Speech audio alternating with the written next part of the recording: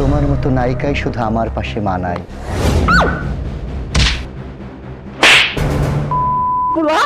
তুই আমাকে রেখে আরেকটা মেয়েকে নিয়ে শুটিং করছিস? হ্যাঁ, তোকে আমি বারবার বলছি আমার বেডরুম আর ড্রয়িং রুম ছাড়া তুই কখনো বাড়ির বাইরে যাবি না। যদিও যেতে হয়, নতুন যেখানে বাড়ি করছি সেই ওয়ালে পানি দেওয়ার জন্য যাবি, তা না করে তুই এখানে শুটিং মারাচ্ছিস। হ্যাঁ, আরে তুমি কি বলছো?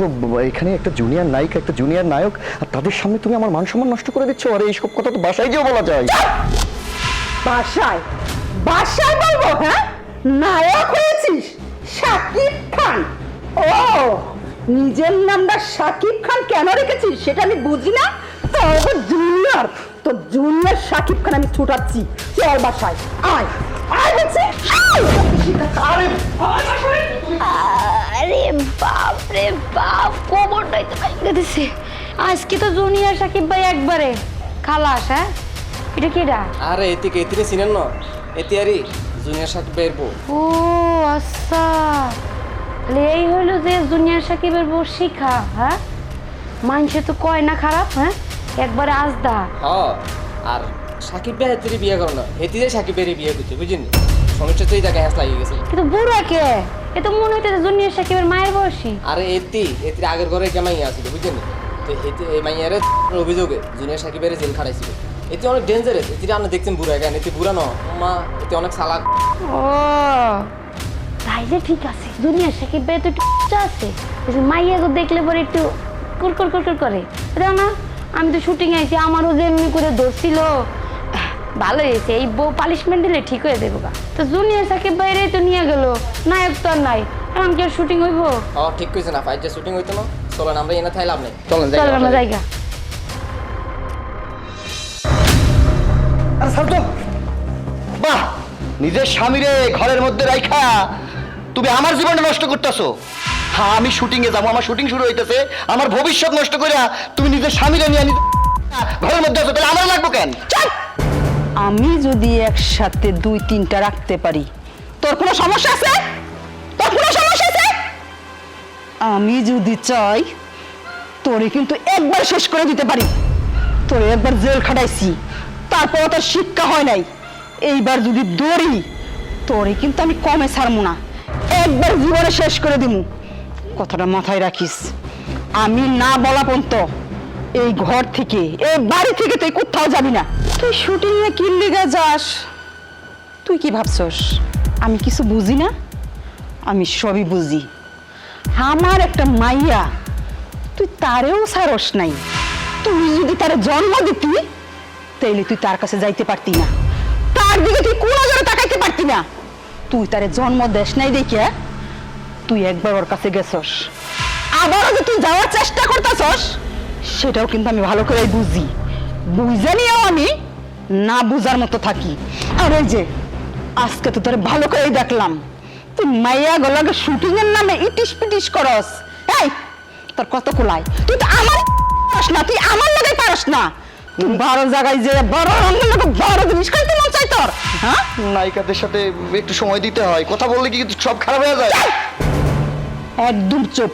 আমার মুখে মুখে তোর কমে একদম পছন্দ করি না। আমি যা বলবো তাই হবে, যা। তুমি আমারে ঠকাইয়া জুনিয়র সাকিব খান রে বিয়া করবা, তাহলে আমারে খবর দিয়ে আনছো কেন? কি বললা তুমি? তোমারে রেখে জুনিয়র সাকিব খানকে কেন বিয়া করলাম, এই কথা তোমার আমি কতদিন বুঝাইছি, তারপরে তুমি শুনতে চাইতেছো? আচ্ছা ঠিক আছে, তোমার আমি আবারও কইতেছি, তোমারে দিয়ে আমার মিটে না, এজন্য আমি তোমারে রেখে ওই জুনিয়র সাকিব খানকে বিয়া করছি। তাছাড়া তুমি যদি এই ব্যাপারটা নিয়ে বারবার তুমি বাড়াবাড়ি করো না, তোমার যে গেঞ্জির ব্যবসাটা আছে না, ওটা কিন্তু লাডে উঠে যাইব। এই গেঞ্জির ব্যবসাটা কিন্তু আমি তোমারে ধরাই দিচ্ছি। পাইছো তো খালি হুমকি ধমকি দিয়ে আমার গঞ্জির ব্যবসা করে নিবা না? বেশি কথা না বললে, এখন তোমার যাইতে বলছি, তুমি যাইবা।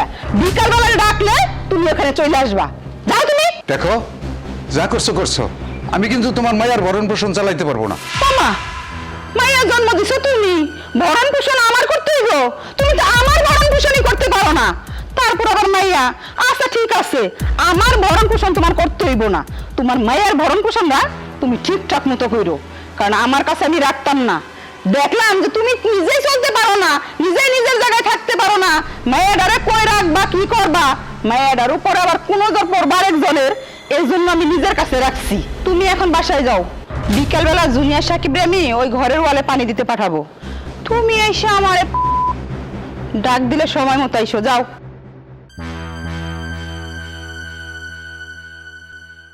এই যে আমার গুণধর মাইয়া, এই যে ঘরের ভিতর আছে না তোর বাবা, ওটা কিন্তু তোর আসল বাবা না।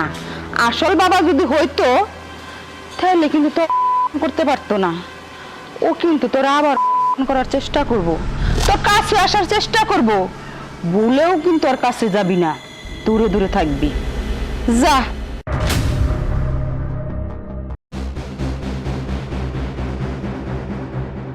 কি ব্যাপার, কি করছো তুমি?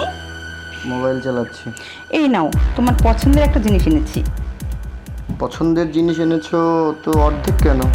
অর্ধেকটা আমি খেয়েছি, খাও। বাহ,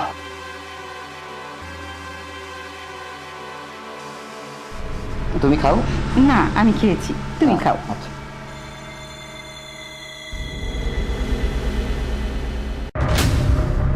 বাহ, খুব স্বাদ তো।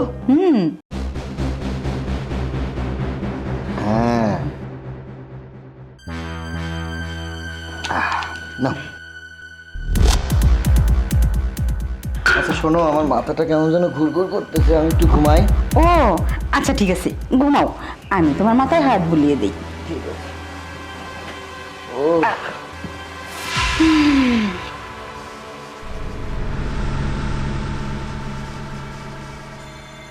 ঘুমাও, আমি তো এটাই চেয়েছি, তুমি আমাকে রেখে অন্য মেয়ের কাছে যাবে, সেটা তো আমি সহ্য করব না।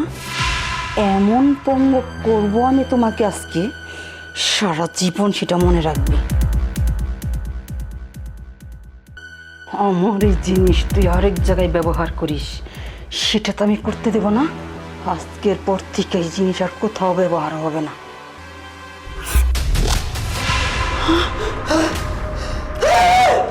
তুমি কি করছো? কি করছো তুমি? আল্লাহ,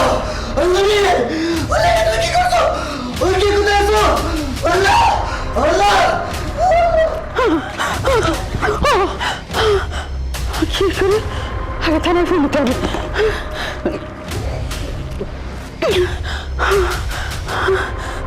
স্যার, আমি আমি জুনিয়র সাকিব বলতেছি, আমি শিখা বলতেছি, আপনারা তাড়াতাড়ি আমার স্বামীকে বাঁচান। আমি জিদের বয়সে, রাগের বয়সে আমি আমার স্বামীর, আপনারা তাড়াতাড়ি আমার স্বামীকে বাঁচান।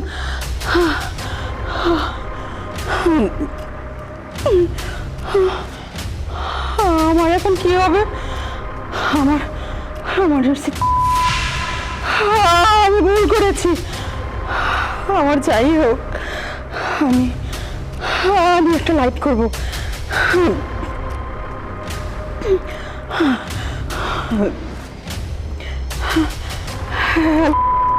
আমি জুনিয়র সাকিবের বউ শিখা বলতেছি।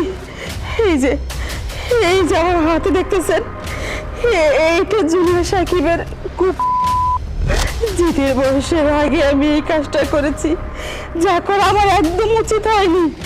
আমি আসলে ভুল করেছি, এই ভুলের কোনো ক্ষমা নেই, কোনো ক্ষমা হবে না। হয়তো আমার কি হবে, কিন্তু আমি উদ্দেশ্যে একটা কথা বলতে চাই, আমি সবার উদ্দেশ্যে একটা কথা বলতে চাই। আপনারা ভুল করেও এমন একটা কাজ কখনোই করবেন না, যে কাজের জন্য সারা জীবন তার মাসুল দিতে হবে। এখন এই ছেলেটার কি হবে, আর জীবনে কি আসবে না আসবে আমি তা কখনো ভাবিনি। আমি শুধু ভেবেছি জুনিয়র সাকিব শুধু আমার, কিন্তু এখন আমি বুঝতে পারছি আমি কত বড় একটা ভুল করছি, কত বড় একটা অন্যায় করছি। আপনারা সবাই আমাকে ক্ষমা করে দেবেন। আমি থানা যাব, আমি আত্মসমর্পণ করব, আমার শাস্তি যা হয় সেটা আমি মাথা পেতে নেব।